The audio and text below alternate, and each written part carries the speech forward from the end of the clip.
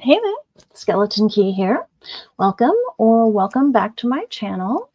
It's good to have you here. We're gonna, yeah, it's been a while, I know, and yeah, so hopefully I'll get a little caught up with this video. I'm planning to go through my reading for weeks 7, yeah, for weeks 7 and 8 of 2025, which does not quite take us to the end of February, but we'll see. Yeah, I did do some reading also, but I don't think I'll be able to get to that tonight.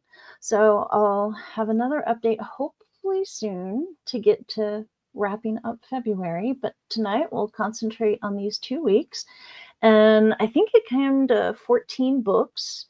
So we'll be talking about those, and a lot of those I read for readathons or reading challenges, like Folklore February and things like that. And so I'll give you a little bit of info on those. And hey, Combat Veteran is here. Good to see you. And yeah, so how's it been going? Get a lot of good reading in lately?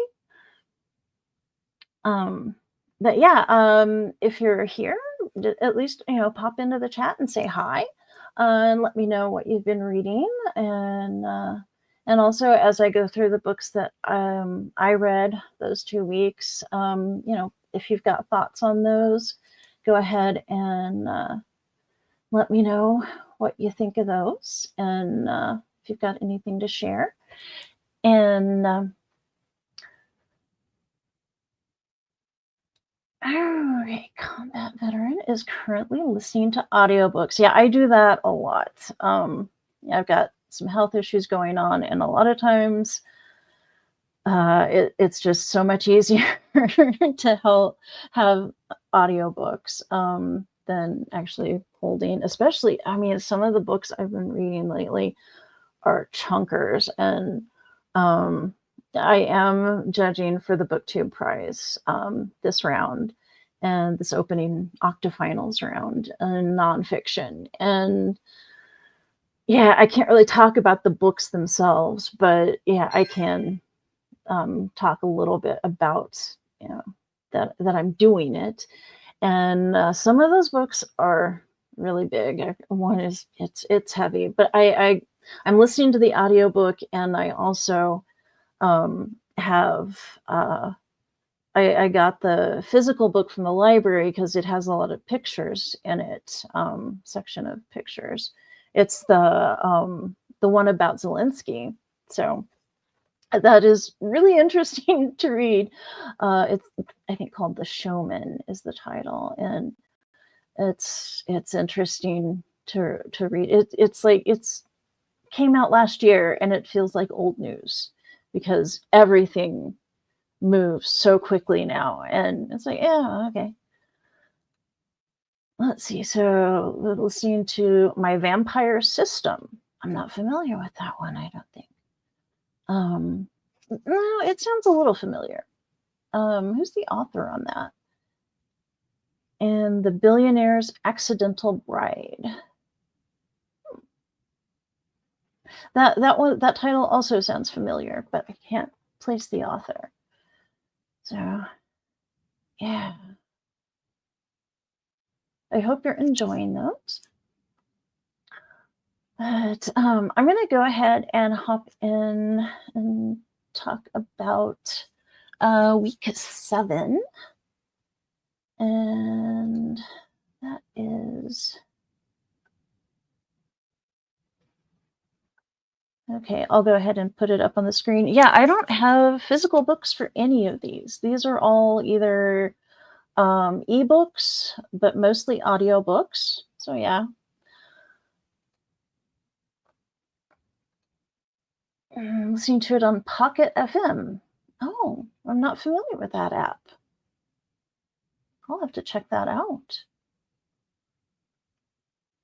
Is it do you get the books discounted, or is it, or do they have access to lots of titles that you don't normally find in other stores, audiobook stores? Curious about that.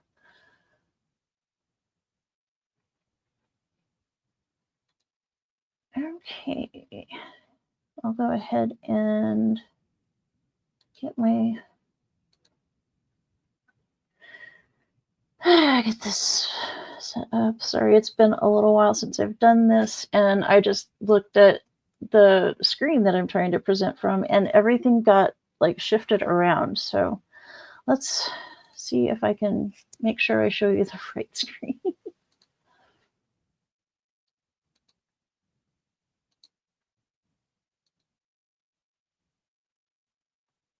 Okay, is that doing it? Yes. All right. So, first book was Quill Soup by Alan Durant and Dale Blankenar. Was the illustrator for this. And yeah, you can see the really colorful illustrations. This is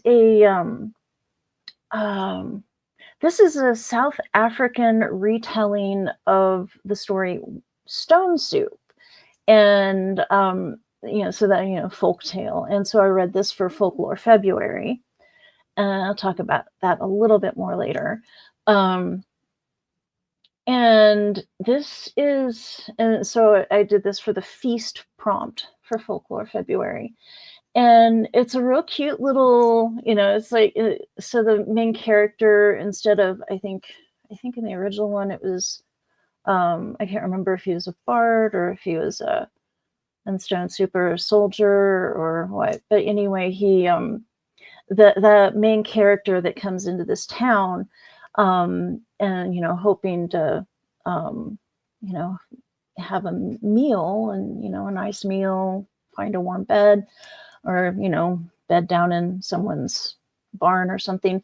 The main character is a porcupine, and the porcupine, instead of making stone soup to try to get the visitors, or the villagers, instead of villagers, it's all these other animals in this area.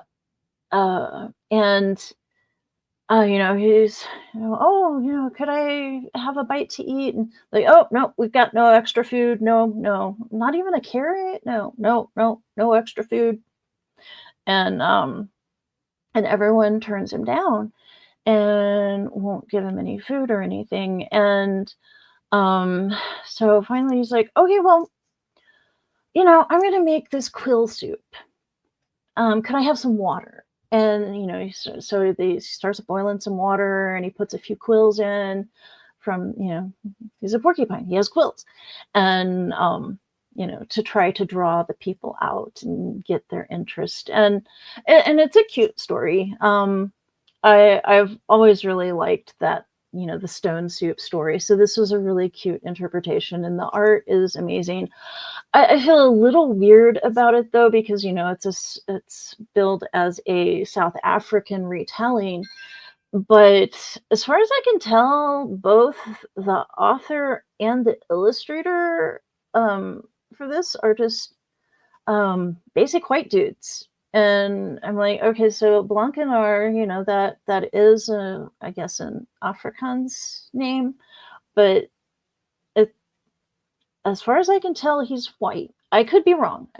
Somebody please let me know, because otherwise it feels a little, I don't know.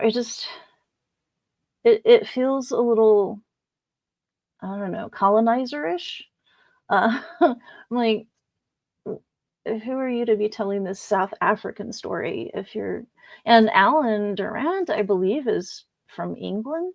So so I kind of look askance at that, but the artwork is great, and it's really vibrant, and I did really like that. And you can kind of see in these other edition covers. There we go. Yeah, some of the artwork. But it is nice. It's a nice story. And I kind of think it's the whole Jesus thing, the thing with the loaves and the fishes, I think that he kind of guilted people into, digging into their little picnic baskets or whatever. It's like, oh, yeah, I have some food. I have some loaves and fishes I can share. And so that's what I kind of think that's what the story of the loaves and the fishes was about. Um, let's see. So, okay. There's a few titles, however, in order to listen to the full book, you have to wait a certain amount of hours for each section of chapters. Oh, that's interesting. That's a cool model. Especially if, your schedule is such that really accommodates that well. You have like a little bit of time here and there to get a chapter in or two. Yeah, that's cool. Yeah, I'll have to look at that. Thank you for telling me about that.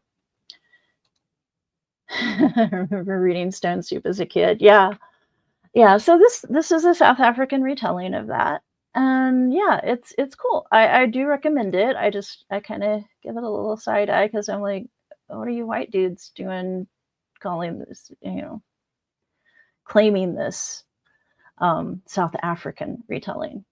But and of course there may be nuances there. I mean, I've never been to South Africa. I've never been to Africa.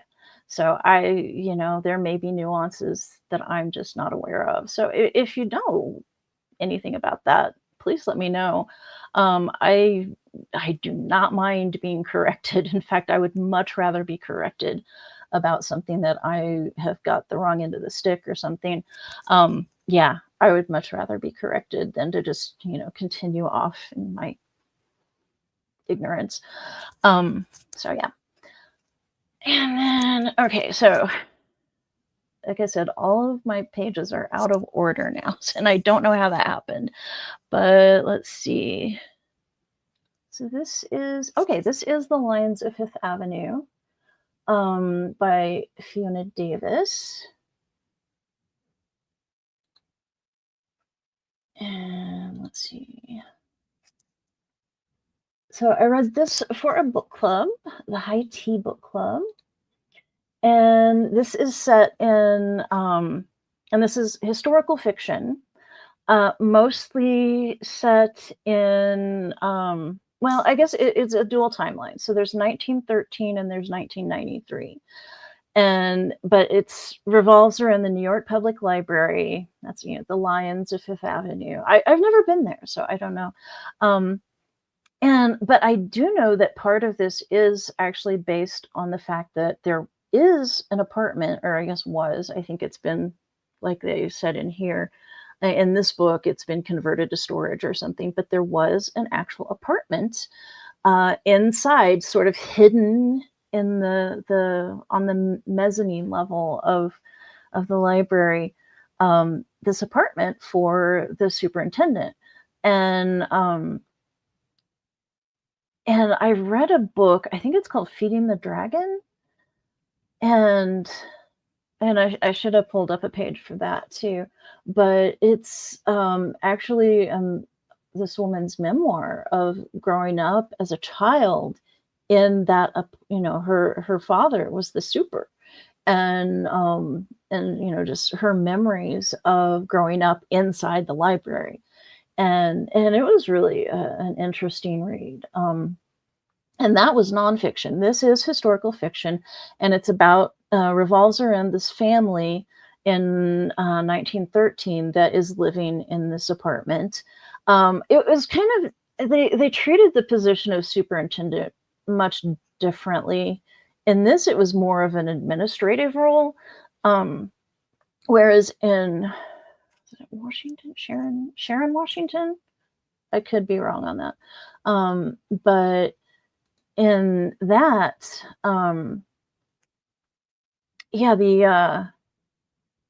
she described her father's job as being much more hands-on, like keeping the boilers running and maintaining the facilities. Whereas in Lions of Fifth Avenue, Laura Lyons is the main character in that timeline, and her husband is the super, and it's described as a much more administrative role. And he also, of course, spends a lot of time working on his great American novel, and that's a very important part of the story. And there's this 80-year gap where so going back to 1913, Laura Lyons, she ends up going to journalism school, and Columbia Journalism School. And yeah, that always kind of weird. I get confused on that because I actually went to high school in Columbia, Missouri, which is where Mizzou is. And Mizzou, University of Missouri in Columbia, Missouri, has a really a top-notch journalism program. I think it's the oldest J school west of the Mississippi. And but anyway, so I think Columbia School of Journalism, and my brain goes to Mizzou. So, but anyway, at the Columbia Journalism School in New York, so she's a student there, and one of the first women, they have this special special access for a few women to be in the program. And so she gets into that.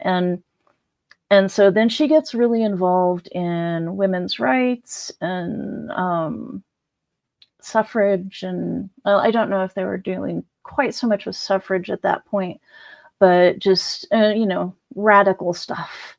And, and then the later timeline is her granddaughter, who doesn't really know. A lot of the family history has been lost. But apparently Laura Lyons had become a famous essayist, and so her granddaughter is now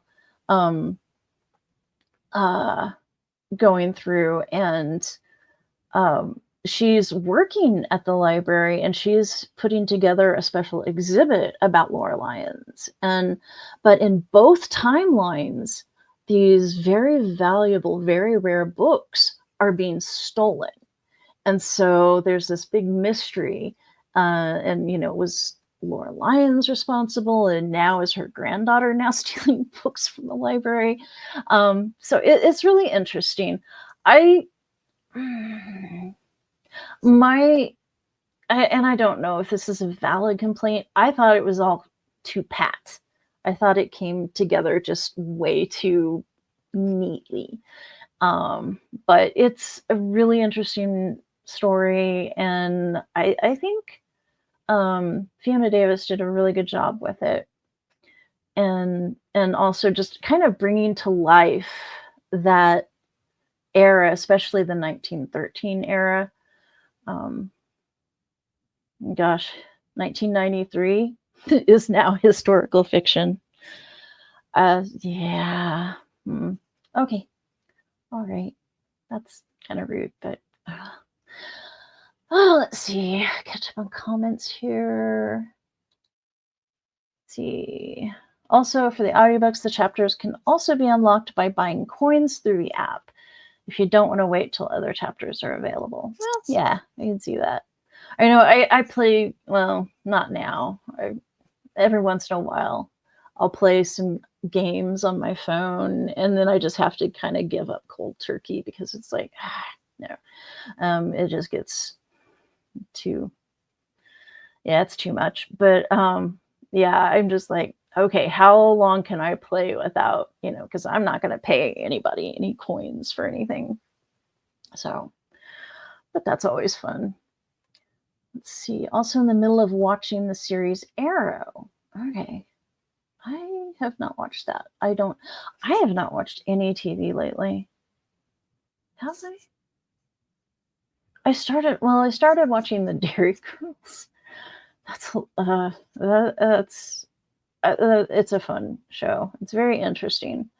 interesting way to get your history about the Troubles. But but yeah, I don't know. Not even sure what that one's about. Season 8. Wow. Yeah, I am so out of the loop on TV shows, and I'm kind of, well, not switching to Fable, but I've started on Fable, setting up an account there, and it's like it does books and TV shows, and I'm just like, I have not heard of these TV shows. So let's see. So that's The Lions of Fifth Avenue. And okay, so next should be The Antique Hunters. Yes, The Antique Hunter's Guide to Murder. And I did actually have the hardcover for this from the library. It's not that long. It's only 287 pages, so I could kind of handle that one. But and this was a fun romp. The pacing maybe wasn't the best. This was a debut, I believe. C.L. Miller, and I got a kick out of it because I like antiques, and she's the daughter of Judith Miller, right? Miller's Antique Price Guide, other antiquing guides. I have read a lot of those over the years, and I think one thing about this book that bugs a lot of people is that there's so much exposition about all the antiques. It's like, oh, well, that is a blah blah blah, and oh, they don't know what they've got there. That came, that was from that designer in whatever century. And I'm like, oh, okay, all this stuff that I don't know, but I was like really kind of geeking out over it. But I know a lot of other readers are like, no, I don't need all this extraneous information. Please make it go away. And that's fair. But I enjoyed this. It was parts of it. Yeah, you can tell this was a debut mystery, but that's fine. I had fun reading it. There are lots of things I could nitpick about, but I just don't feel like it, so I won't. But if it sounds like a good time, give it a shot. And it's she basically inherits. She and her aunt, I guess, inherit this antique store from Arthur Cruckleford, who was her estranged mentor. And anyway, there's a lot of like cloak and dagger kind of stuff too. And there's some interesting commentary on certain aspects of like reproductions and that sort of thing. So, but I don't want to give too much away, but I had fun with it. Let's see, go catch up on comments. It's about how Oliver Queen is the Green Arrow, and it's the story of his life. Oh, okay. That rings a bell, but yeah, sorry. Sorry, I am not more informed, but it's, yeah, I need to watch. Yeah, that sounds like a very strange thing to say, that I need to watch more TV, but I am a writer, and actually a few things I'm working on. There's one that I think would actually do well as a limited series, but before I embark on that, I need to actually watch more limited series and get a better feel for how they're constructed and how they come together. And I've been to a few workshops and that sort of thing, but there's not really any substitute for like reading scripts and watching shows and really kind of picking it apart and kind of internalizing that structure. So yeah, I need to watch more TV. Okay, so next, and that was actually for a mystery book club, the Antique Hunter's Guide. And so next, I think it should be Finding Me. Yes. So DreamWorks thinks I need to watch Dogman. I probably don't. Anyway, Finding Me by Viola Davis. This was amazing. This was a 5-star read. Absolutely amazing. I need to watch more of her work. It's wow, this story, and I listened to it on audiobook. She narrated it, and yeah, it got an audio award for audiobook of the year, narration by the author. And also is a Goodreads Choice Award nominee. I don't remember what the other nominees were that year, but I'm surprised it didn't win. This was an amazing story. It's just incredible what she went through, childhood, young adulthood, and just how she powered through, how she held herself, how she, just really knew what she wanted. And I'm very glad that she is, has achieved what she has, and has made it to, made it to the big time, and is so successful. I'm so happy for her. But it's just, wow, she is a powerful, powerful individual, and her voice is amazing.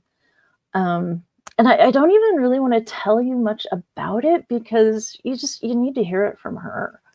It's her story, and I mean, I would have listened to it in one sitting, but I had to sleep at some point. But yeah, 2 sittings. I listened straight through. I paused to sleep, and that was pretty much it. Of course, the nice thing about an audiobook is you can also like eat and stuff like that, but while you're listening. But anyway, it's riveting, and I highly recommend this.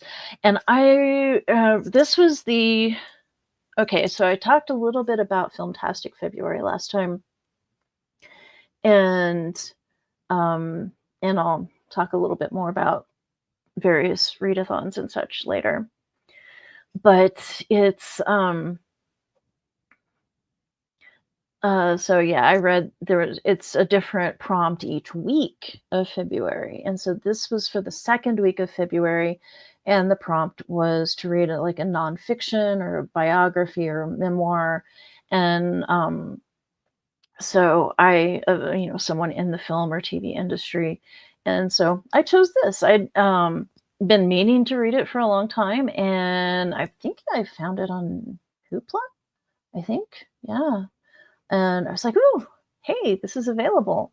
And so I was really pleased that I finally just read this. Let's see. Do you like anime? Not really, actually. I'm not even really sure what is considered anime. I've watched a few, what is it? Ghibli? I watched Howl's Moving Castle after reading the book, and I liked a lot of things about it, but I don't know. I don't know. I didn't like really a lot of the things that they did with the story in the movie. But I love the artwork of the movie. If that I don't know if that tells you anything. Just that one movie. And I don't know what else. Let's see. If you like anime series, movies, you'll like The Mystery of Aravos. Well, I'm always down for a mystery. So, and sometimes, I'm willing to branch out. So I will keep track of that, and hopefully one of these days I'll actually open up a a viewer, and I think we have Max now. I don't know. I'll see. Do you know what platform that's on at the moment? Because we usually only have a few different platforms at any given time that we have access to, because it's like, I don't know, it adds up if you've got like Peacock and Hulu and Disney and whatever. It all adds up, so kind of rotate. But yeah, I'll see if I can find that. But yeah, thank you for the recommendation.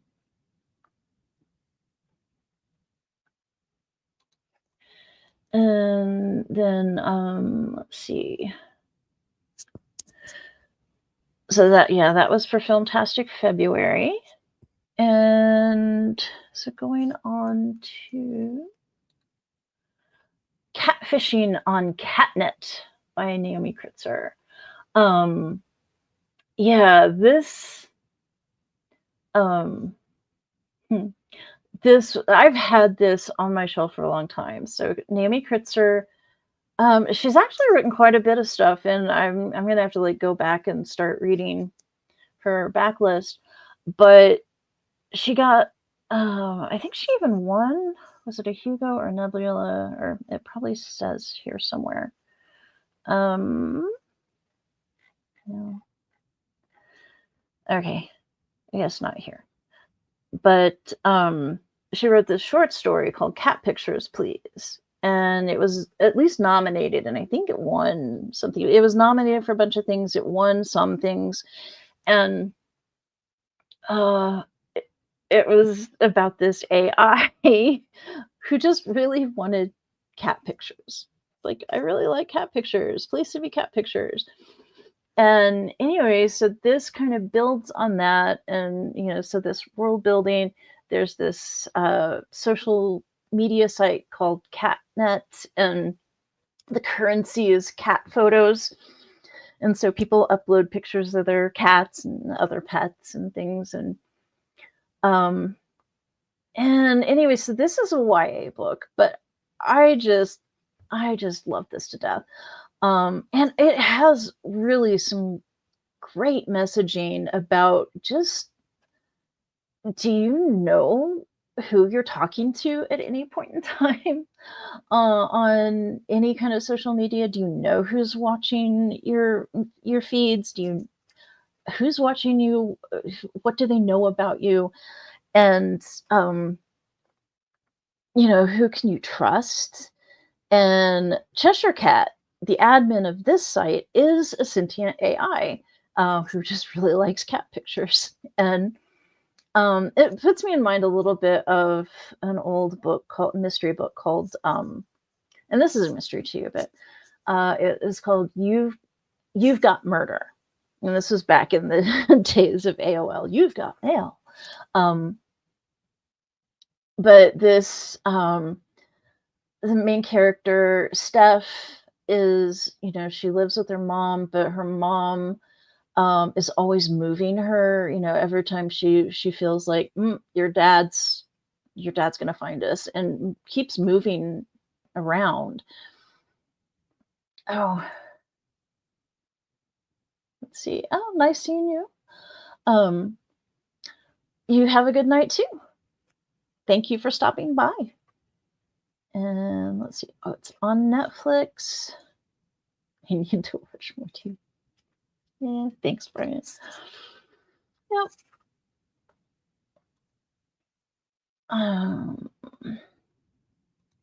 Okay. But yeah, this, so her mom has told her all this stuff about her dad being and being kind of crazy and violent, and so they're trying to escape from him. And so but stuff starts happening that she's kind of questioning what her mom has told her. And then some weird stuff starts happening. And but fortunately, she and her friends both, she's finally at a school where she has a friend, and she's actually kind of making connections. And she's like, I hate this school, but I like my friend and I don't want to leave, but we're gonna leave at some point. And so, there's all this angst around and anxiety around that. And she's never had a real friend before except this one time in Utah. And so yeah, got all that. But anyway, things start getting dangerous. And but there's so much here um about the risks that are inherent in this world of social media. But that doesn't mean you have to just give it up or not be involved. You just have to be careful. And it gives some really good advice on how to do that, and also talks a lot about security theater kind of stuff. The like, oh, one of the girls' mothers has put this nanny software on her phone to track her. And it's like, yeah, some of that stuff, you got to be careful what you put, what apps you put on your phones. And yeah. But yeah, this is another one that I highly recommend. And um, and like I said, I'm gonna have to go back and um, start reading more. And let's see, where is it? Well, here it is. I did, and I think this is actually getting into next week, but here, since we're talking about Naomi Kritzer, and this one you can read for free on Tor.com's website. It's this little 12-page short story. And it's not about cat pictures or sentient AIs or anything like that. It's a completely different story. And it did win the Locus Award for Best Short Story and was a Hugo Award nominee. And it's about a little free library that has some interesting people taking books, and interesting friendships develop. And uh, I thought this was great. I loved it. Let's see. Yeah, magical realism. I don't know if I would call it magical realism. Yeah. Speculative fiction, definitely. Fantasy, yes.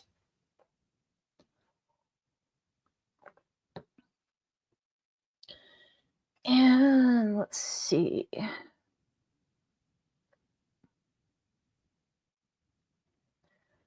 Trying to think where.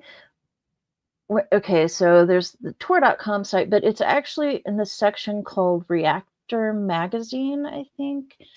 And I think it's got its own URL, but it's part of Tor.com, their website. And yeah, it's they've got a lot of, I'm not sure how best to search for. What I did was I just Googled the author, the title, and I think I did put Reactor and Tor in there, and it popped up right away. So it's easy to find. It's right there. Don't have to pay anything to access that. Okay, now let's see if I can find out. Okay, so now we've got to look at chaos. If I can find my chaos books. Okay, I think here's one. Dagon. And this is an H.P. Lovecraft short story. So Chaos Weekend. So the month of February was the Get a Clue Readathon, and I was a junior detective, so I was just reading for page count. Senior detectives basically played this clue game, and yeah, I was on team Mrs. Peacock, but I knew I would not have the time to do. I needed to just read what I was reading and not try to match it to clues. And um, okay, this may just be week 7 because my voice is giving out. Yeah, I think I am gonna have to call it for this. And this is just week 7. Because I don't think I'm gonna be able to even get through Chaos Weekend because I read several different books or short stories for Chaos Weekend.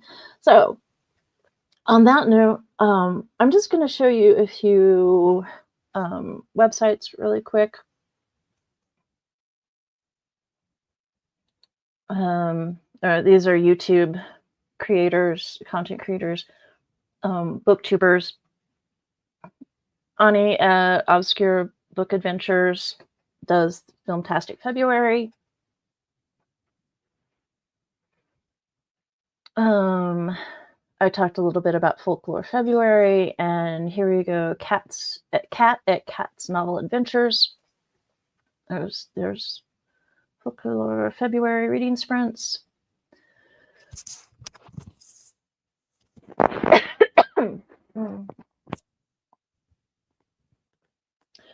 And